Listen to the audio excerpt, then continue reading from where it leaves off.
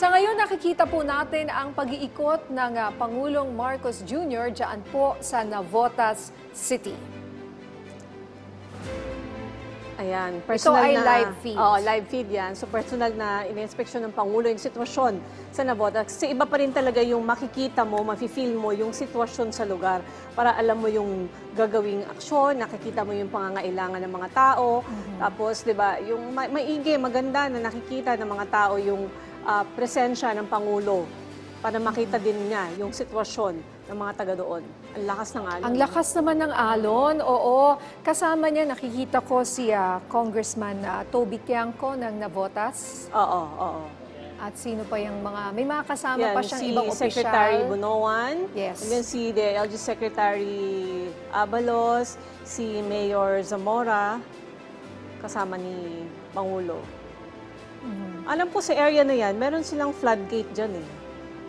Para pigilan sana yung paglabas ng tubig sa lugar. Pero Andyan din si Mayor Sandoval, si Mayor Wes Gatchalian ng Valenzuela. Mayor Sandoval ng Malabon. At pati yung si MMDA Yeah, chairman. MMDA Chairman Artes. Ayan, mini-brief si Pangulo. Ang exact location niya ay dyan sa pumping station, navigational gate. Ayan yung sinasabi ko na ano. Na Yung dapat sinasabi mong floodgate. may Oo. floodgate, North Navotas Pumping Station Navigational Gate. Buti na lang hindi na umuulan, pero Oo, mahangin. Mahangin nga eh.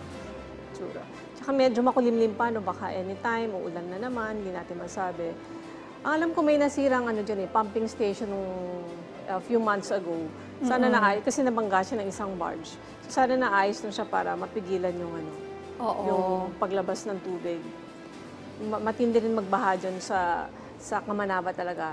Pag sinabi mong Kamanava, talaga ang pupuntahan mo yung Malabon, Navotas. Although sa Valenzuela, may mga areas din na hindi na masyado binabaha. Yung nabanggit ko kanina, yung talagang binabaha yun dun sa Pulo o Polo, papuntang Oo.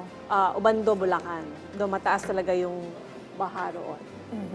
Okay, maganda na nakikita po natin yung ating mga opisyal. Sila mismo ang pumupunta sa mga lugar para sila mismo alam nila kung ano yung pinakapangangailangan ng ating mga kababayan.